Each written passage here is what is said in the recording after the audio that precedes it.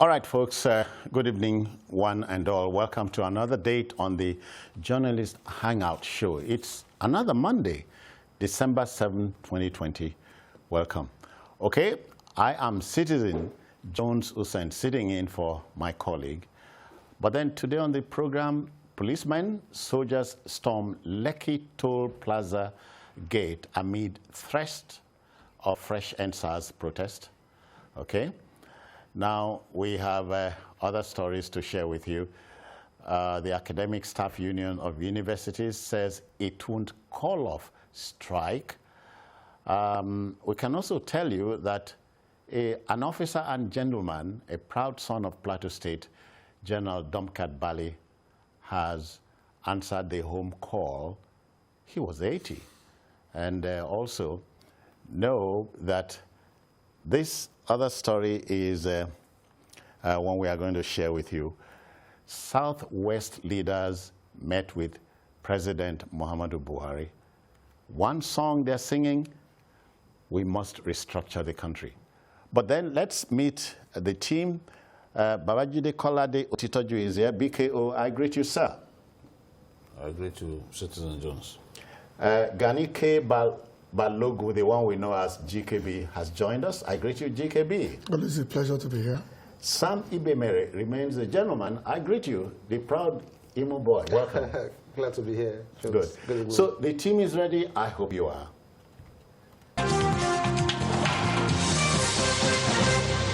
All right, then we must go set forth now. There's very little denying that the October NSAS protest across Nigeria, while drawing attention to the high-handedness of most SARS operatives, also cost the country billions in terms of the waywardness of touts who hijacked a legitimate protestation. Now, the security personnel acting on intelligence moved to preempt an alleged follow-up agitation planned for Monday. Armed policemen and military personnel have stormed the Lekki Tollgate Plaza here in Lagos, ostensibly to forestall any threat of a fresh protest.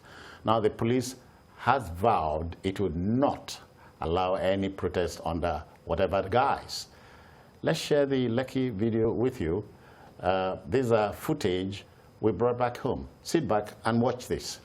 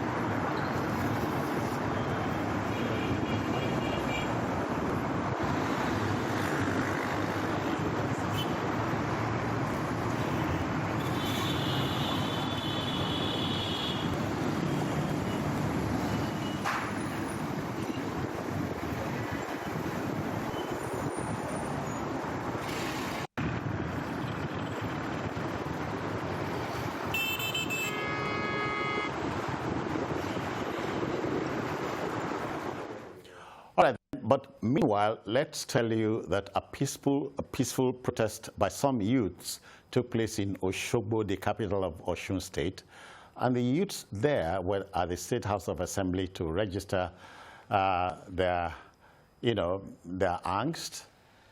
Again, we show you some more. Let's watch this.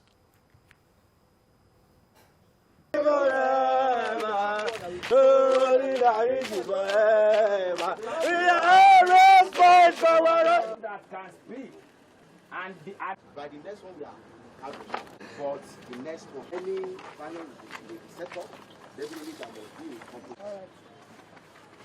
complete. And I came down from the speaker to confirm on our peaceful movement. When we see, unless you don't want me to, when they called you. Let them show all the category of people that left their life. You give me some time.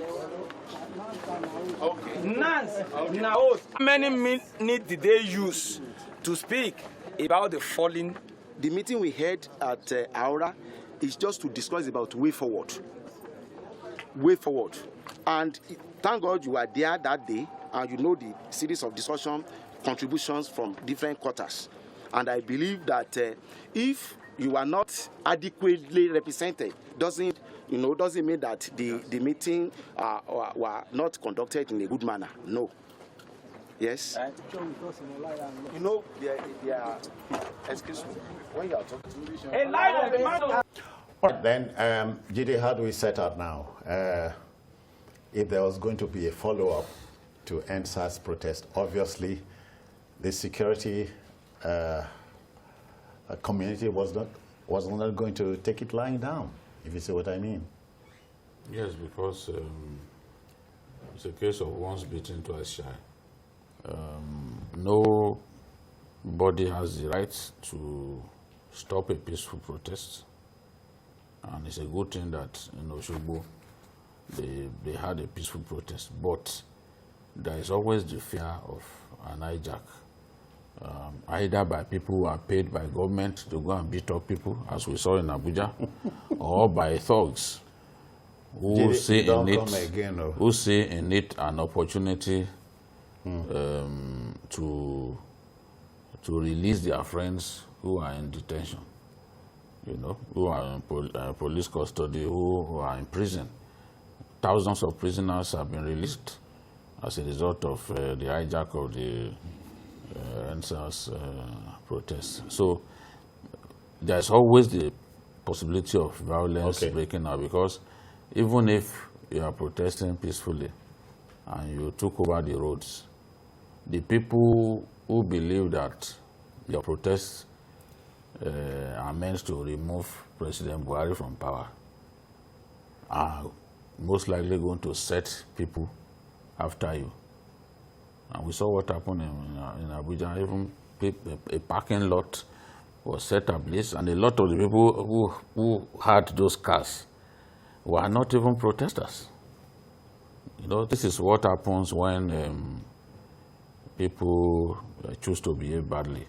The last protest was peaceful, but because they stayed on the road for too long, it got hijacked, tension became really high, and it degenerated into something really bad.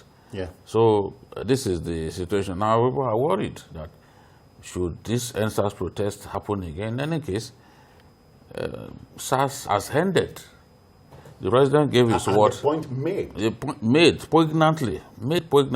The president made his decision clear. SARS has ended, despite the efforts of some people to say, no, we want SARS, we want SARS, as if SARS is the best thing since sliced bread.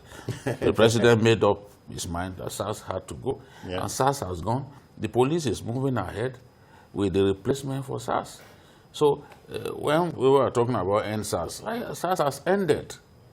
So the whole thing should at least come to an end in a way. Let's talk about something else. If we want better governance, let it be clear that that's what we are protesting about. Gani, otherwise, we're talking about strategy here.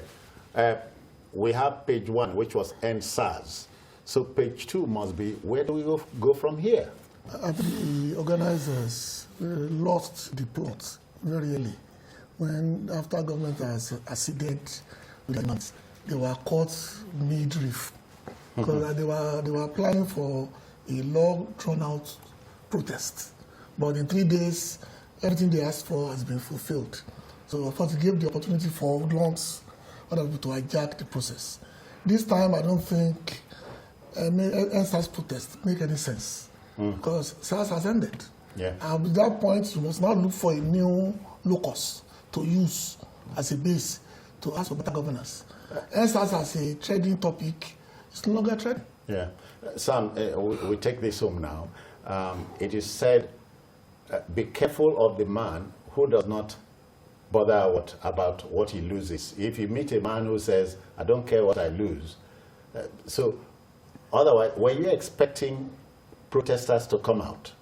More so to Lekki Tollgate?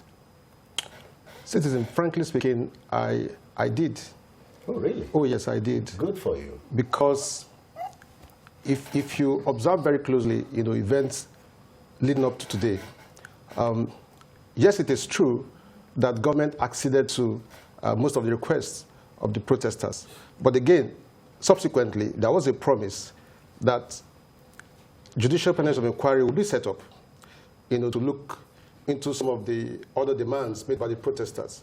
But if you observe very closely, the goings on at some of the tribunals, you would agree that there seems to be lack of trust, in these panels, and it stems from the fact that those who have come to give testimonies appear to be inconsistent. And I like to be straight here. The military. Has the government been faithful to promises that they want reconciliation? Okay, what is coming out of some of these judicial panels, at the moment, does not suggest that government is sincere. How do I mean? I mean, you hound the protesters, seize, their accounts or their travel documents, and you think they're going to sit down and fold their arms. So what I see, that has happened or is happening, that those who are aggrieved, the youth at this time, feel that the government has not shown enough good faith. And that is why they are taking to the streets. Yeah. So there is need to rebuild confidence in negotiation. I think that's what's missing here. So yeah. I saw this coming because the events leading up to this time did not suggest that government was sufficiently faithful to the promises it had made that they will find common grounds with the youth to resolve whatever challenges or whatever demands that they had, especially with the setup of the judicial panels of inquiry. Yeah. Okay, we'll leave there now. We'll leave all that there for now.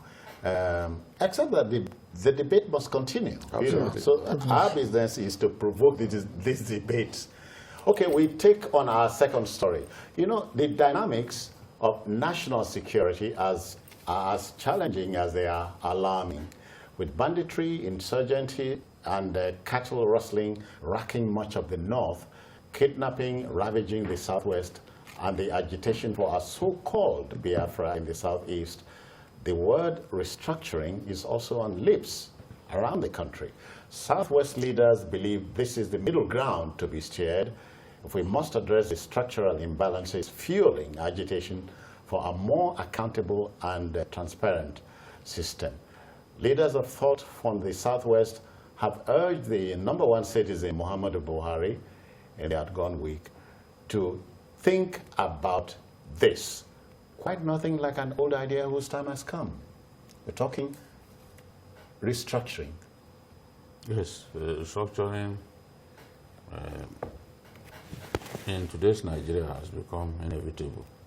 There are many areas where we truly need restructuring.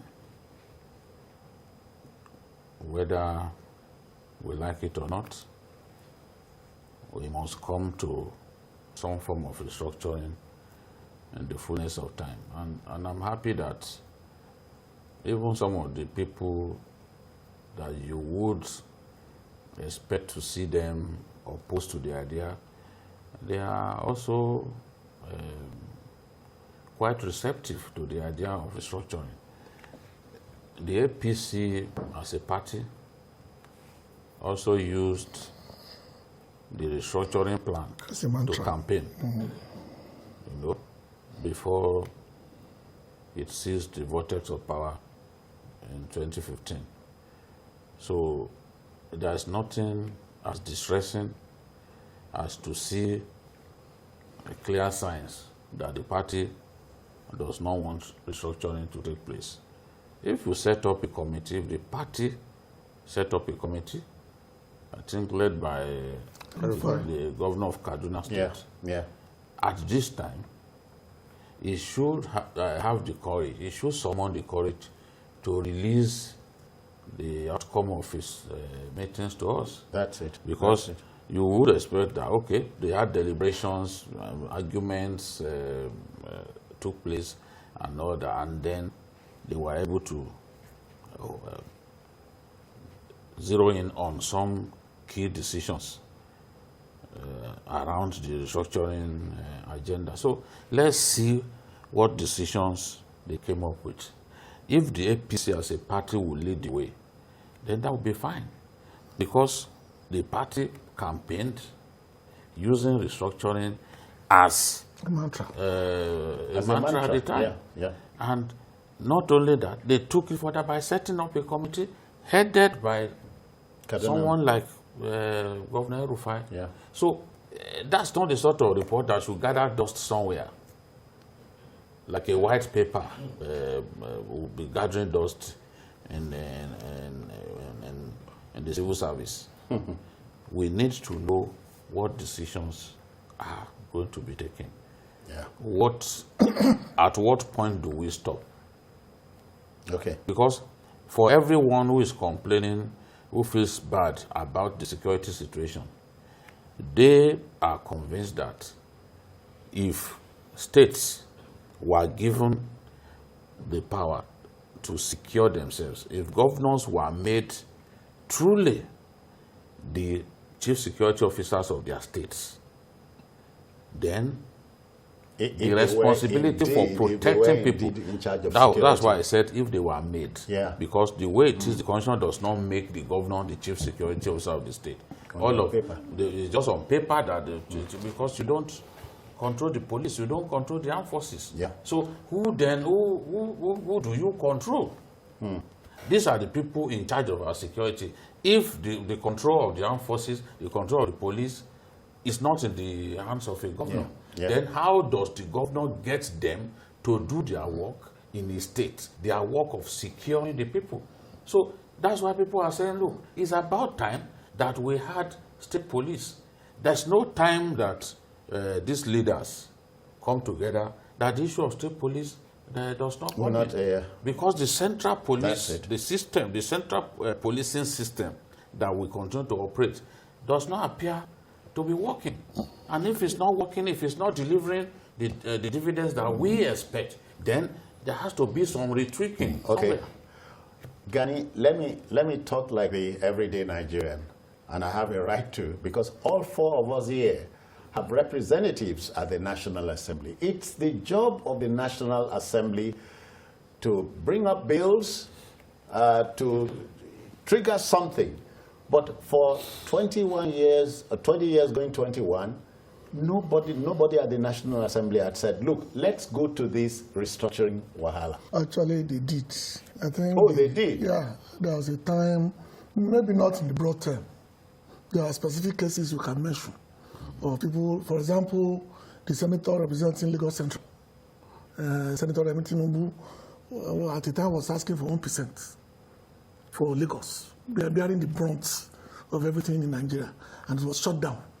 I think there is a palatable fear somewhere in this country that to let go of certain powers is equal to anarchy or equal to secession. It's a wrong premise, but I think it's very strong. Because if there are 66 items on the exclusive list, and the debate had been ongoing, somewhere, the central government is overburdened. We keep, apart from the police, don't forget, if you look at history in the last 22 years, the administration in Lagos had to go to court to start LASMA. They have to take it up to the Supreme Court before they will allow them to start LASMA. I was in Ibadan over the weekend. I can see the Shakabula being carried by the Amotekun people. That's the Dengon. And I smile. And as somebody said, I said, no, this is a start. Now they have access to firearm, no matter how crude, no matter how outdated. But this is inconceivable 3 years ago. So we are moving in that direction, whether we like it or not.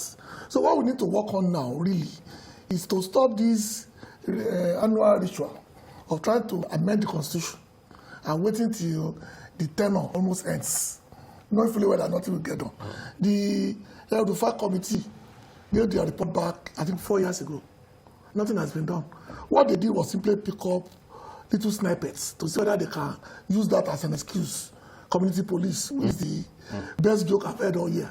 and then the autonomy to the local government. These are things that should be in the Constitution. But even, let's stay there for a while.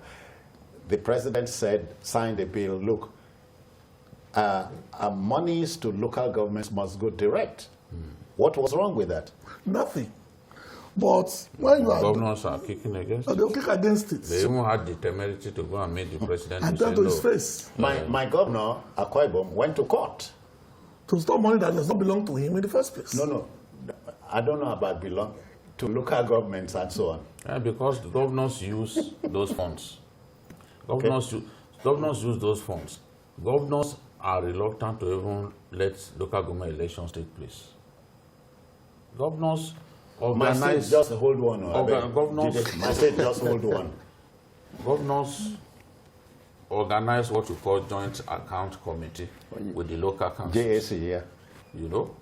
And the reason governors are able to do this and abuse the privileges, when the funds come, the funds do not go straight to the local councils. Yeah. The funds go straight to the states. So at that point, they are liberty to do what they want with it. And if a local government chairman challenges them, they will suspend that local government chairman. Oh boy. A governor shouldn't be in position to suspend a local government chairman because he was elected just like elected. You. And there are cases like that the courts have resolved in favor of the local government chairman. Jide, please let me challenge Sam here. Sam, the Southeast has a little fly in the ointment. There's a group, IPOB, Independent People of Biafra, agitating for a separate state of Biafra, but we are saying they are not going about it the right way, but it's still an agitation. And you have members, you have a senator representing you, but at the National Assembly, we hardly hear anything. Okay, I would like to start this way. You talked about IPOB adopting the right way, and I'm tempted to ask, what is the right way? Plebiscite. Plebiscite. There are loads of options, really. Plebiscite. Yeah. Well, the one that comes to mind readily is plebiscite, yeah. If that is considered an option, how much an Nigerian state admitted that option should be explored? Nigerian state? Those are has issues. It been put forward? That's my argument is, has it been put forward formally at the National Assembly? When GKB spoke, he did allude to several situations in the past where the issues bordering on the relationship between Nigeria's federating units have been raised. And I think that's what is critical here. So yes, societies, ethnic groups have a right to agitate. But of course, nobody will subscribe to violence. Yeah. Nobody. Same way you have IPOB agitating in the Southeast, you have other agitations across the land. You don't fly a flag, Sam. Yes. It's not about you. No, you don't fly a flag in a sovereign environment. Jones, you asked, and I'm heading somewhere, okay? I'll agree with you that the moment you begin to put up flags, you begin to set up what you call currency, intelligence units, and you begin to have people, exactly. Then you are caught in trouble. No doubt about it. Okay? But the point I want to make is this, that you have the likes of IPOB replicated all over the country by other names. So the issue of how the federating units feel about the union is what is at stake here. Okay? So there are resentments because certain ethnic groups feel that they've not been given a great sense of belonging. It's not just the Southeasterners that are complaining. The Southwest has raised the same issue. The Middle Belt has raised the same issue. So you ask yourself, if these agitations or these issues are emerging from different sections of the country, is it not about time that the government begins to listen even much more carefully? You talked about things that have been done by Mr. President. I consider them mere tokenism. The issue that is on ground is that many groups within the federating units have followed the Constitution, which is the basis for our federation. And that is what is being talked about. Groups are asking that it should be renegotiated. There have been meetings in the past, national confabs. We had one in 2014. Sam, but you know, Mr. President cannot keep pronouncement by fear. I agree with you, but the Southwest government, Mr. President, and raised the issue of restructuring. So the issue is this: even Mr. President himself waved away the national confab. No, So the truth is, the confab. He passed if you're comments on talking the about the confab. Jonathan confab, Yes. Don't we turn had it. 9 before Jonathan's confab. How did Mr. President react to 2014? make it look like Let's I'm leave it. listening. So we're not talking about the confab. don't make it look like it's just between beg. the two of you, because Okay. there are 4 of us here. Okay. The truth is, when you have a confab that is not backed by law, whatever they go there to do is a waste of time. And money. It's a bloody waste of And time. money. That kind of confab should have been backed by law, so that whatever decisions are reached, no president Can upturn no it. president can upturn it. But there were very good decisions taken there. Even the issue, I'll give the example of the school feeding program. It was suggested at that level, at the confab, that the school feeding program should be taken around the states, and that it should be extended to junior secondary school. They came up with all kinds of good ideas, and even the idea of state police, they also suggested state police. But where the confab is not backed by law, the decisions are not binding. Was it an omission that it was not backed by law? no, at the point when the then president, wanted it, he should have gone to the National Assembly to have the National Assembly put a seal on it. Once the National Assembly put a seal on it, becomes a suffering- it becomes a legal Assembly. So, yes. May I rob- this may- is if I may this rob is the in, thing. South Africa has had their The Truth Commission. It was backed by law. Of course. But Obasanjo's Oputa panel Was not backed by law. That's why even Oputa panel, some people, they sent for some people and they didn't show up. Okay, Naturally, invited them. yes. If you didn't show up, if Yeah. it was backed by law, you risk going to jail. Yeah. You know? So this is the thing.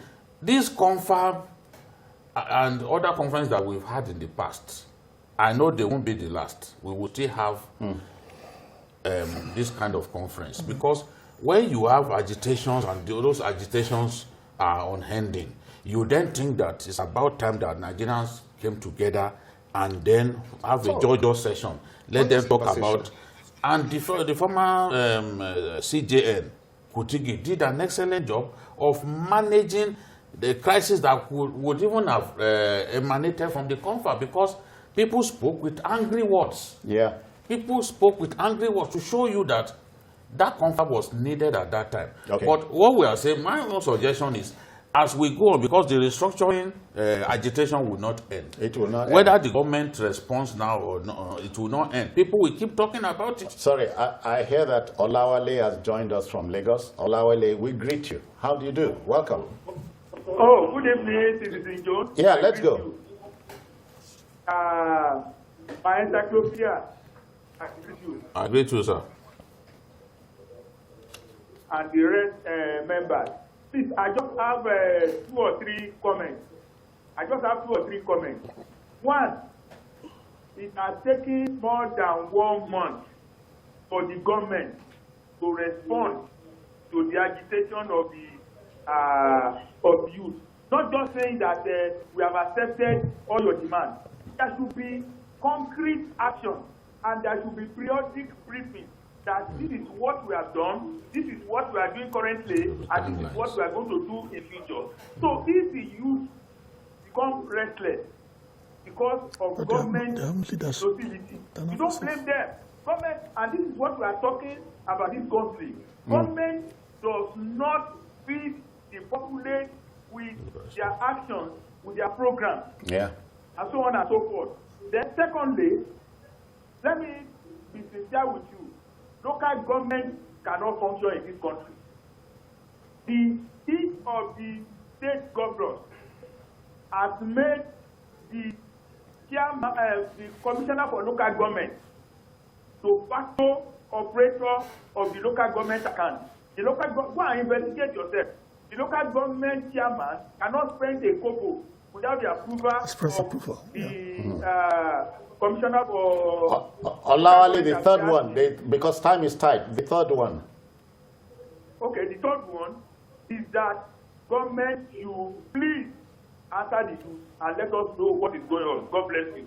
I expected the youths, gentlemen, last Saturday, hold on, I expected the youths to have vented their spleen by going out to vote last Saturday. No. Okay. Oh, am I asking for too much? Okay. 3 months. If it was a national election, if it was maybe presidential election, for example, it's on the but a by-election, for a lot of them, in many states. But you see, those by-elections, in some cases, look at Zamfara, for example. How many places were for just 1 or 2 local governments?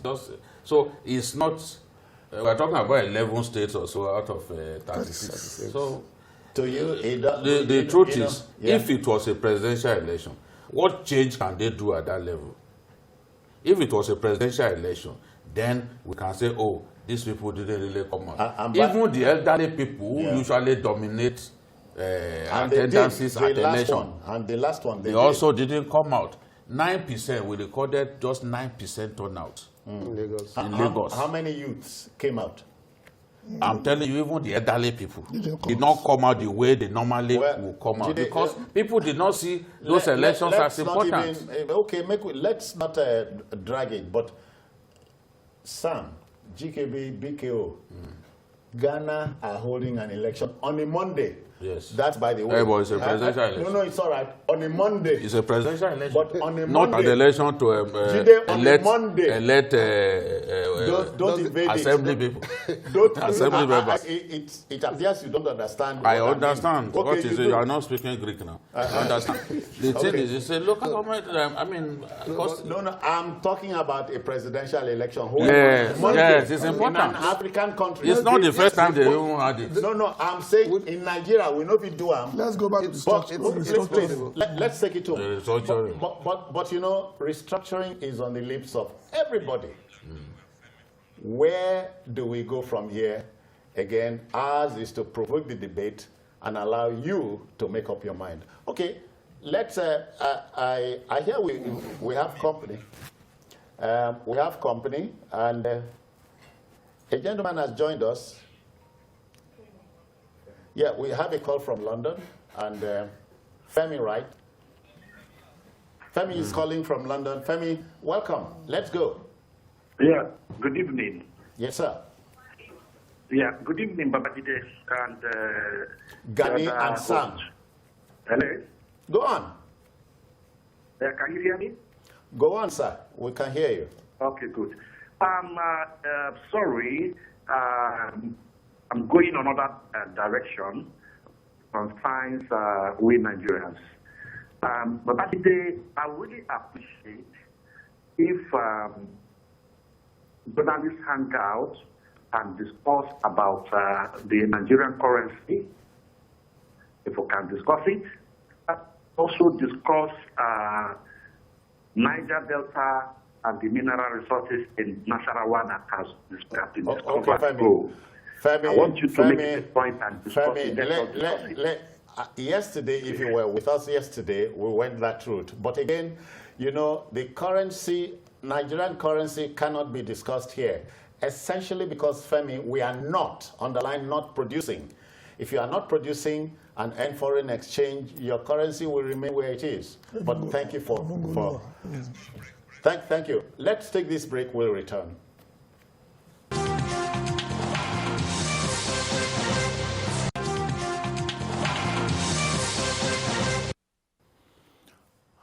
All right, folks, let's get to our third story for the evening.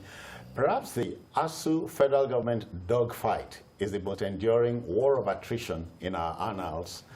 The current face-off, which is 8 months old and counting, appears to be testing government's will some more. ASU leader Professor Biodun Ogunyemi says unless and until government fulfills all its promises to the union, the dividing, the strike endures. But this times is dividing opinion in the country, and you expect that. But the third party who suffers the most is the student, who is never, Jide, never a guilty party here.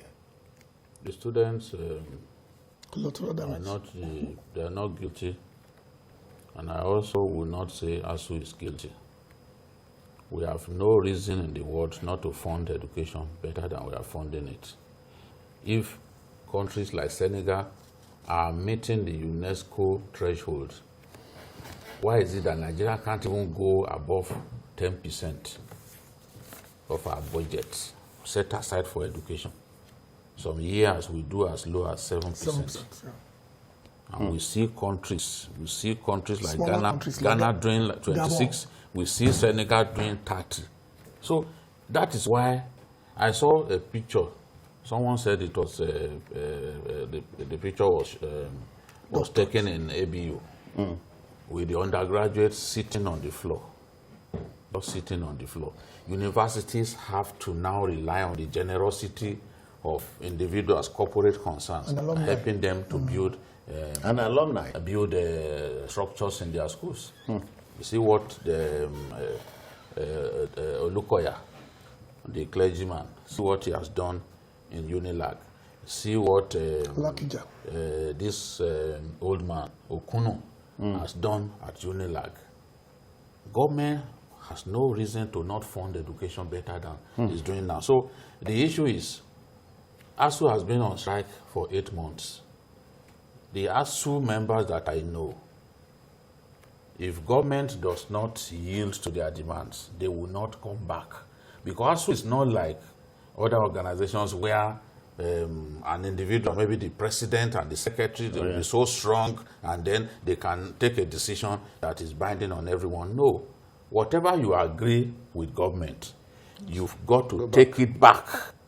They will now have a kind of referendum of their own, where those decisions will be ratified. If the decisions are not ratified, they will not sanction a return to work. This is the situation, and government knows it.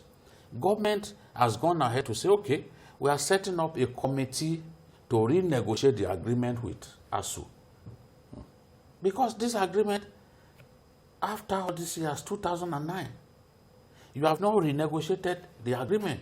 The ASU members are still on the same salary since then. Yeah. So they have every right to protest. Now, government, amongst all the demands that these guys made, one clear one that government has made moves in respect of is the issue of renegotiation of the agreement with ASU. Of course, that one is so easy to do. Government says it's going to release 40 billion end academic allowance. On Wednesday, ASU members are going to meet. And when they meet, they are going to take all of those demands one by one and ask themselves, has government released money for the end academic allowance, which is 40 billion? Have they released it?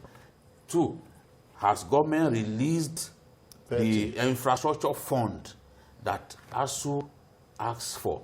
Because what ASU is saying is, even if you are releasing this money piecemeal, by now you will have cleared exhausted it. It's over 10 years. After all this year, I appreciate what TED Fund has done.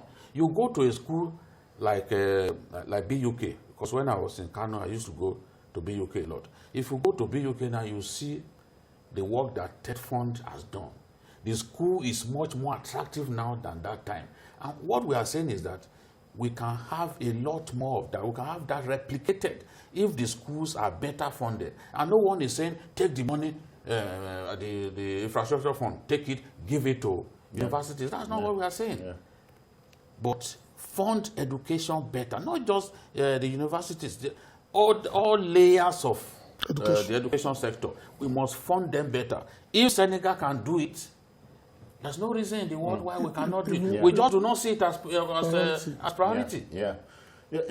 Gani, yes, as poorly worded as our constitution, the 1999 constitution as amended is, if we follow it by the rule and the letter, we won't be in trouble, So it's not a question of being politically correct. You had entered into an agreement with the university lecturers, so be it. Government is a continuum. Well, there seems to be a particular problem when it comes to those who inherit these proposals from us. Don't forget that when it was signed in 2009, it was on 4 pillars: diversification of sources, teachers' independence, ability to do their research, which they've not been doing for close to 30 years, as well as infrastructural development. All these were agreed to by governments 11 years ago. Only one, they met them halfway, and that's the fund. And that the fund is not even going to the schools. It's just a perfect opportunity to create job for the boys to do this. Now, we have problems at every level, not only university level. University level is supposed to be the epitome of our greatest minds. Not anymore. Because somewhere along the line, private universities took over the functions of public schools that have been the bedrock of our civilization in the last 100 years. So now people in government, and somebody brought it to my attention about 2 months ago, that even the Minister of Education, his children are studying abroad. Senators have their children abroad. So they have no stake. Gani, if you were senator or governor, no, I'm giving you an example. No, I understand. No, because don't begrudge the man. No, and I are products of the public school system. Yes. We are products of the public school system. All 4 of us, yeah. And we got to where we got to because the system worked. Yes. We have to go and back. The standard was high then. Yeah. We have to, because the more you have options, the more these things will not work. Sorry, not to interrupt you. Chinua Achebe, Wale Soyinka, JP Clark, all were trained here. Yeah, that's correct. Right. They were trained here. That's correct. So that's the problem. We need to, like Soyinka said about 6 years ago, we need to declare a state of emergency in the education sector. Sam, again, so you don't think we go one way? Every coin has 3 sides. That's what a teacher told me at school. You know, the edge of the coin is a side, but it hardly stands. True. It's not a question of who is guilty, who is not guilty here. Funding education, but government is saying we want lecturers to be accountable. And we talked about, during the Jonathan government, about 200 billion naira was released, and the question was, how did you spend this money? Am I making a point here? Yes, accountability. Accountability and transparency at all levels. So I would agree with you that it's not just about government. The issue here with government is that the other party doesn't trust it sufficiently enough. And that is why it's insisting that unless they feel the money, they won't be going back to school. So, but the other leg to it, which you have alluded to, is those that have been given the money to manage. How well have they managed it? Of course, Jones, you and I understand the way the Nigerian system works. Sorry. No, I don't know. No, you would know. You would know. Okay? He wants you to lecture him. Okay, corona is endemic. That is the truth. Okay? But in this case, who wants to be the judge? There are processes in every system. Okay? But government should play its part. All right? In doing so, we expect that the university system would have its own internal mechanisms to be able to manage the resources at their disposal. Yeah. Okay, but you do what you need to do first. So, okay? Sorry, Sam, because what just happened at Unilag was avoidable. Absolutely. Okay, and that's because somebody elsewhere wanted to, determine what goes on. Wanted to run a university like his personal fiefdom. Without paying attention to processes and what the rules are. So there are linkages. Okay, at any point in time, we don't want to see a disconnect between what the law says, okay, and what is being implemented or what is being executed at the university level. So government must play its part. It's about the will to do these things. It's about sincerity. And over time, it doesn't seem to have played its part well. That is why we're talking about an MOU that was signed over 11 years ago not being executed. Okay. Lack of trust. Apart from that MOU, yes, they too have entered into agreement. This same government have entered into agreement with this same hassle. Yeah. That was why the Senate president, that was why the House president said, why do you go into agreements that you are not prepared to implement. Sorry, let me pause you. Sheson has joined us from Lagos. Sheson, welcome. Good evening. Good evening. Yeah, welcome. Yeah. My greeting to the panelists and the moderator. We greet you. Yeah. I want to contribute to the discussion on the university, the lecturers, and the strike. Yeah, Nigeria, for a very long time, according to the discussion we are having today, the agreement that was signed between ASU and the Nigerian government was in 2009. So it shows that the government at the center has not been serious about our educational system. Number one, I've heard you speaking about the restructuring. I think it is we need today. The revenue of the country continues to shrink. The economy is not expanding. There is insecurity in the land. I think we started from somewhere. The independent constitution that guarantees the freedom of all the ethnic nationality to develop at their pace. And things were moving for Nigeria. I could remember then we heard that the Northerners said they were not keen for education. The Southwest, as a region then, embraced it. And all that we require to make education as the number one in the Southwest with the industrialization and all the opportunities. We worked towards that, and we were achieving it, and we were progressing. But not until 1966, when the first coup took place, and we find ourselves where we are today. That is the militarism. Hello, this country cannot work. It's as simple as that. Sheson, you can't tell me that on a tone of finality. What do you mean by the country cannot work? Just tell me some people don't want the country to work, but you and I know the country can work. Sheson, tomorrow you can be Minister of Education and will still be draggled with all this wahala. Thank you, Sheson, but again, Sam is being Nigerian, not seeing the light at the end of the tunnel. Even when the Nigerian sees a light at the end of the tunnel, he thinks it's a train coming. It's very disturbing, and that's because we have become so very pessimistic about the future.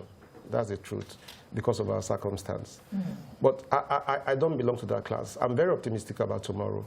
I believe that what this country needs is transformational leadership. The current structure that we have is, in my view, producing transactional leaders, people who just want to go, have access to the deals and walk away. But I think that this country will do well with a transformational leadership. And we have people, we have the numbers. We have a lot of people who are patriotic, who have the competency, who have the character, who have the capacity to lead this country. So it's just a question of square pegs in square holes. Absolutely, absolutely. Sam, let's take this commercial break. We need some money. We'll be back after this. Please stay with us.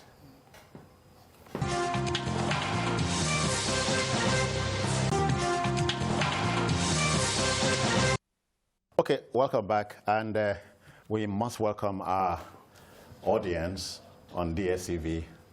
Thank you for joining us. So we can take our third story to the end. We're talking about ASU and the federal government, the war of attrition between both. Gentlemen, let's even humor you a little.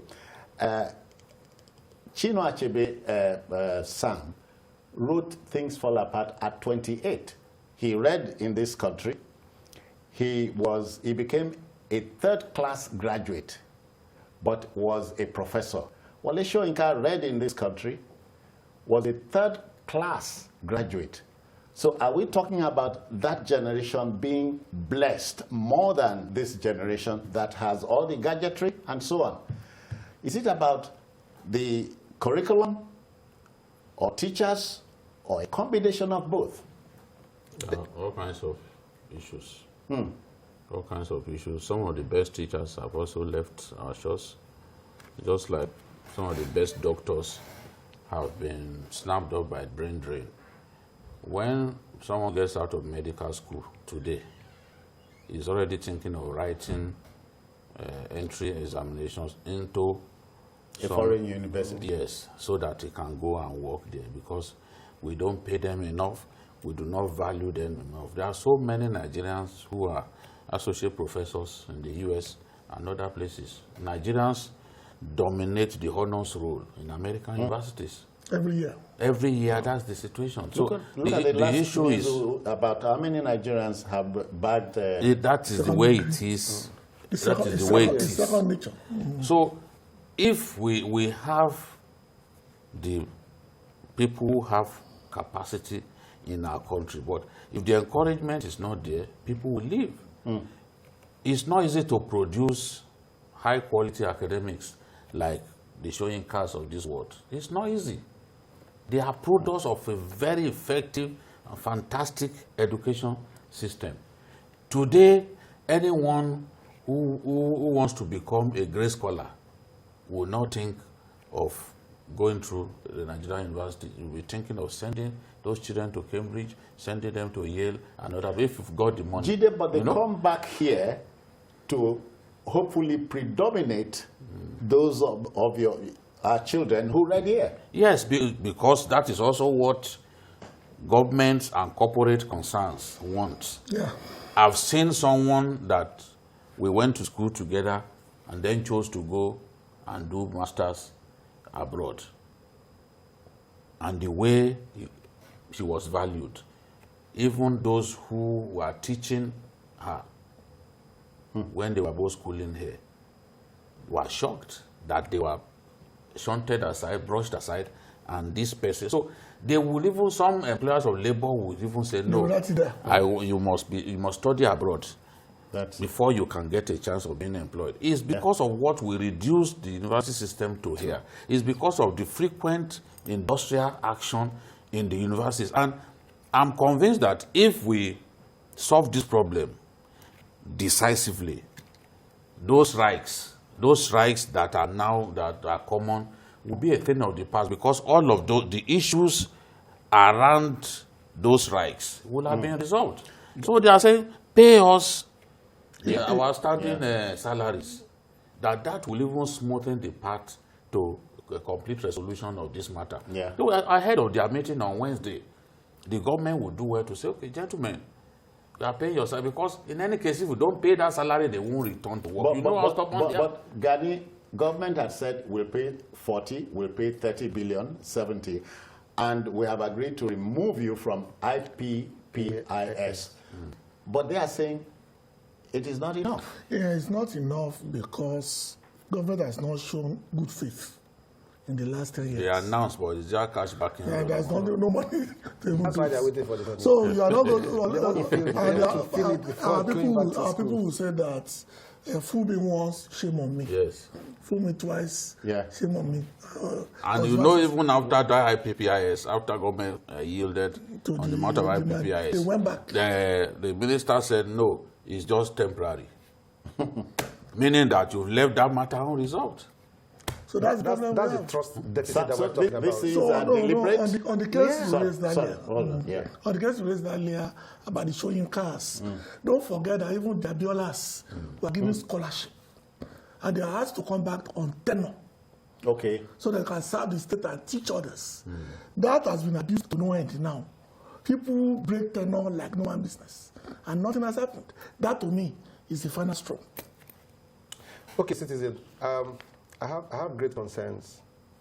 I'm worried that even after ASU's case is resolved, we still have the like of the senior staff and the non-academic staff. Non-academic. So, but before that, the other concern is that even the government, we talked about trust deficit, has shown that it will do anything to break ASU. About 2 weeks ago, we heard about, a rival union. Oh yeah, Being yes. Sometimes you wonder if it is true. Exactly, so it's not straightforward. But it's always they're always in the minority. That's the problem. Yes, but then what the government wants to do is to see how it can break ASU. Yes. And once those signals come out very clear, ASU is just going to go back and say, no, you cannot do it. They will dig in. They will just dig in. Fight as hard as they would. That's what is playing. You know what they're planning to do on Wednesday now? All schools will have their meetings. All the universities will have their meetings at the same time.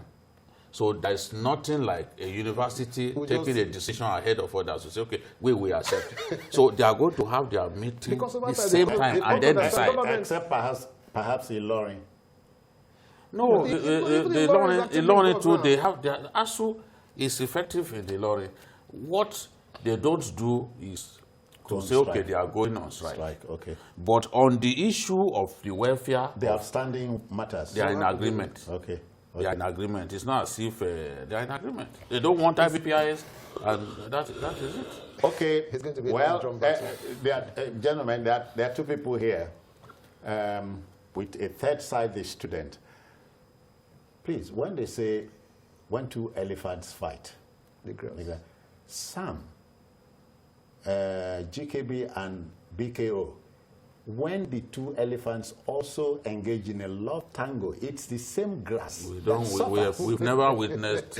Never witnessed a love tango. You are the one who witnesses things like that. And they watch Animal Planet. Just say they watch. So that's what you target when you are watching Animal. No, please, what do you mean? I said, why? You're watching not the only elephant, the day animal. Please, let's get serious. But seriously, government, come on, look at this. Look at this. Continue your job. Okay, then. Well, government, it pays you and the country at large to play ball with ASU. ASU, yes, it is your right. But don't forget where one's rights stop. Other people's rights. The larger country, including my humble self and these gentlemen here, have their rights to have their children in school without wahala. Okay, let's go to our last story. A former defense minister, a gentleman in every ramification, General Domkat Bali, who had a distinguished career in the army, has answered the home call. Until his passage, he was the Ponzi Tarok. I hear it's a revered traditional title in his native Plateau State. General Bali joined the army in 1961 and is a graduate of the elite military academy at Sandhurst in England. He would be sorely missed. GKB, let me come to you. Bali. Yes. I'm seeing Bali here as I speak. Domkat Bali. Domkat, yeah. Yes, he was one of the major players in the military intergroup between 1983 and then 1993. It's 1984. Yeah. And 1983, yeah. December 31, 1983. So he's one of the people that we expected. He was former, now President Buhari's minister, if you remember. Yeah. And he was also the one who brought into our vocabulary the referred has been done 1 hour ago. Which of course is one of the most brutal things you can do. Because I remember that some writers were on their way to the Don Barracks to plead for the guy, not knowing that on paper. Okay. They were killed. You remember those three people? Shoyinka, Clark, and went to plead. And again, we've lost a library of our history. And I don't know why soldiers don't want to write books, apart from A lot of them don't write books. So we only have conjecture of what happened during that period. We've not had, Babangida have not told his side. Vats, of course, is not in a position to tell us anything. And Bali now... I'm sorry.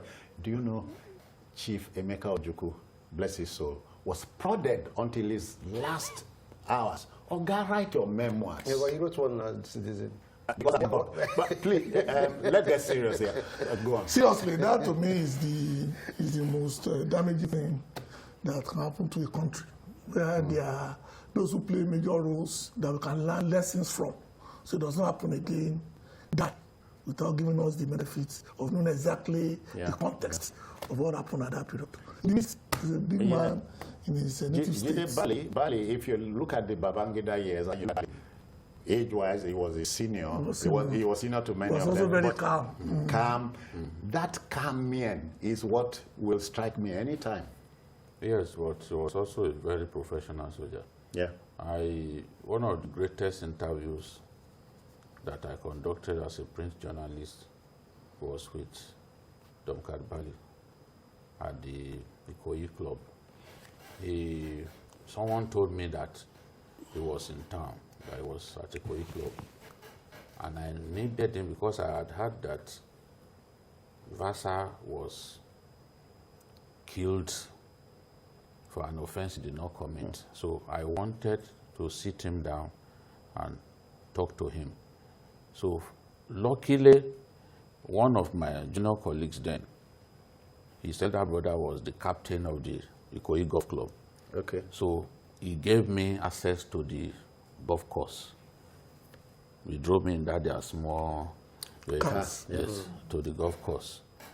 And General Bali was on the 17th hole. He had been playing from 12 noon.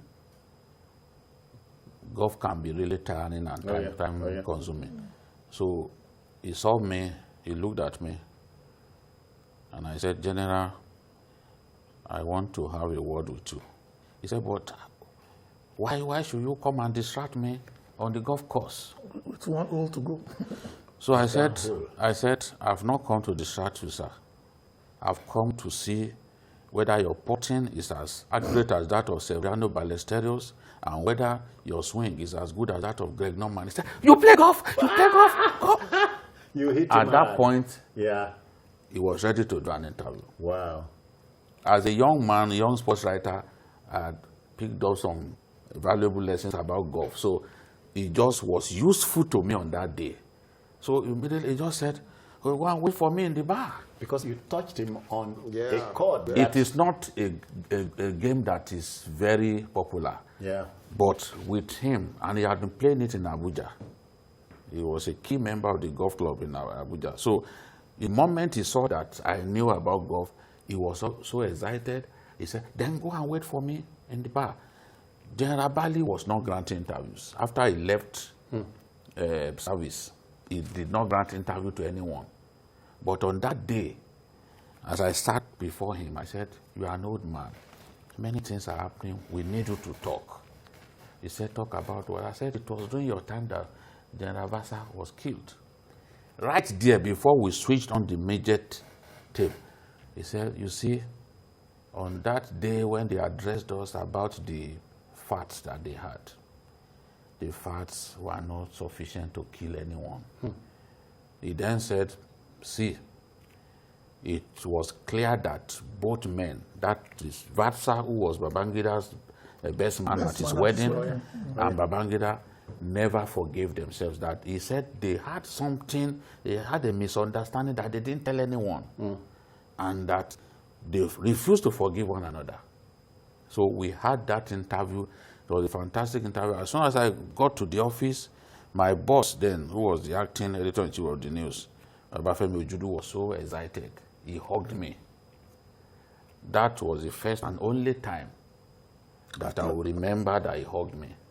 Because other times, go and do that story. Go on. You know the way newsroom now. So yes, but at the end of the day, we are better for it. Yeah. So I don't blame any of my bosses. So Nigerians were able to see that from that interview. In fact, Mama Vasa's wife then sent a petition to the president that the death should be investigated, but the woman died shortly after. So this is a man extremely professional and one of the greatest artillery officers of his time. You know, he served under Madebo. Alexander. Yes. General Madebo was an artillery officer. He served under him.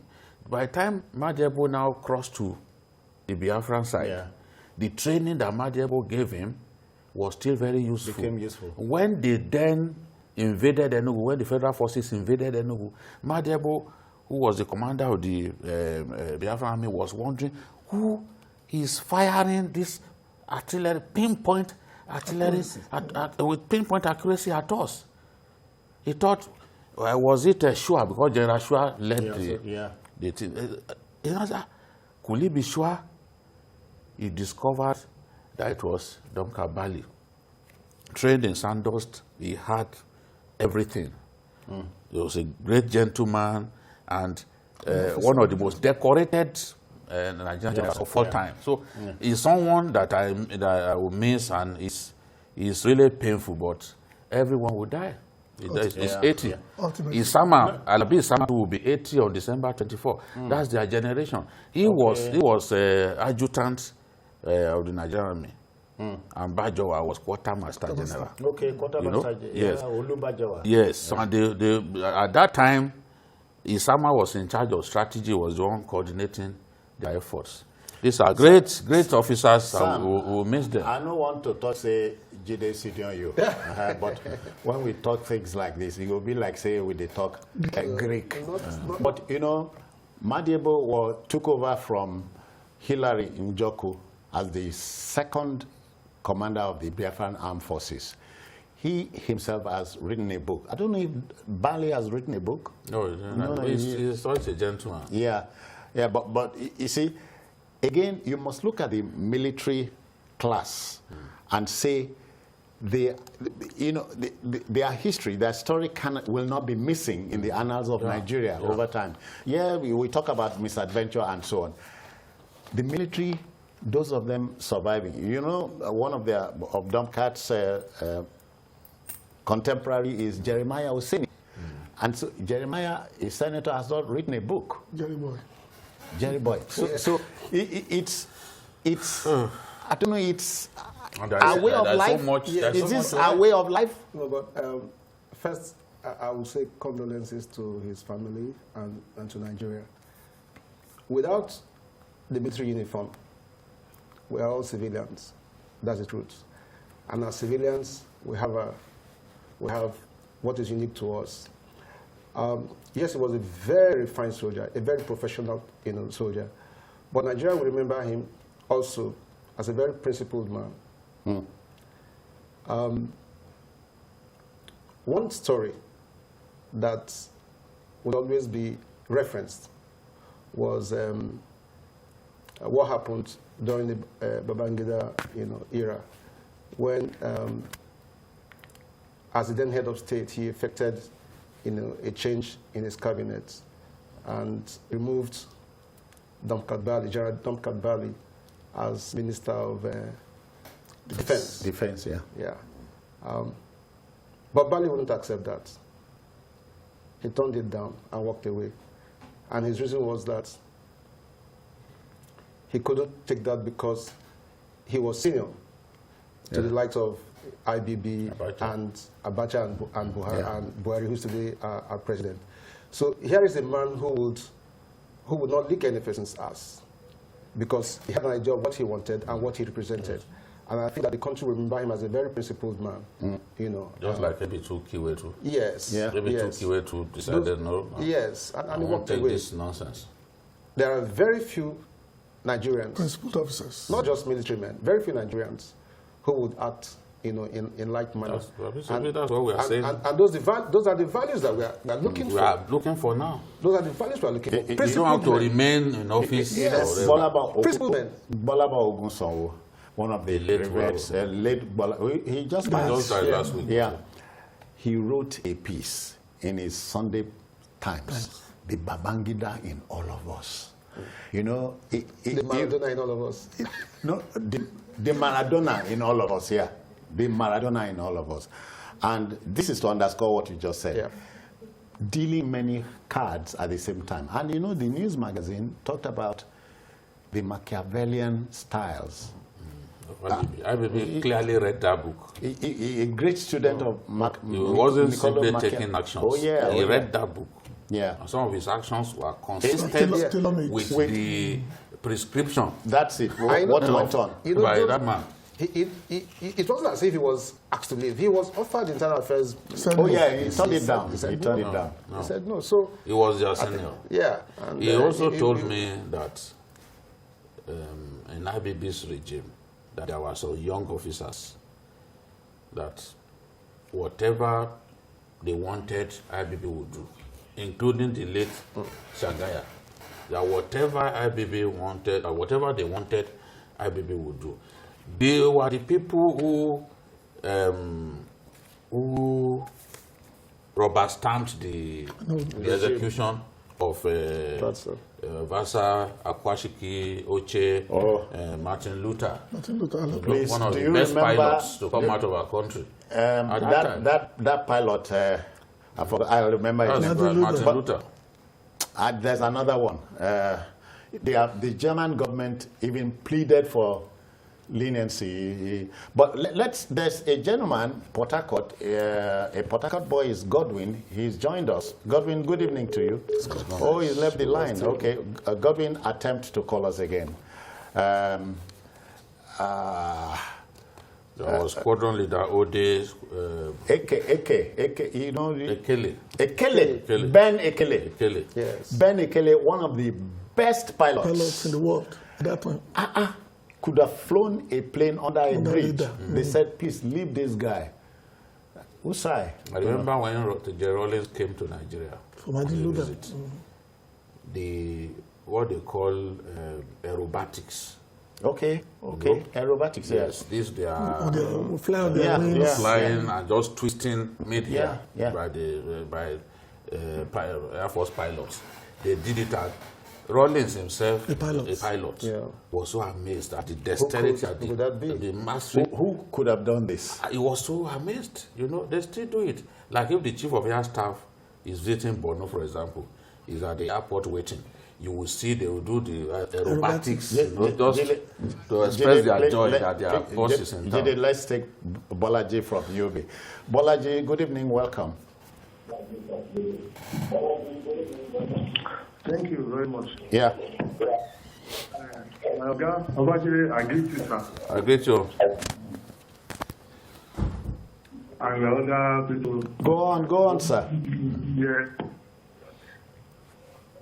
I want to watch you. Yeah, as you were saying. Yes, I said, you know, like when the chief of air staff is visiting Maiduguri, for example, our fighter planes, Yeah. the F-7, the Alpha Jet, they will do the aerobatics. It's a showmanship thing. Yes, they will do it. They will, you know, they will twist in the air. You've got, if you are not used to it, you will spill everything that you've eaten. You will vomit. You know, they are used to it. And they do smoke with the national colors. So you can see.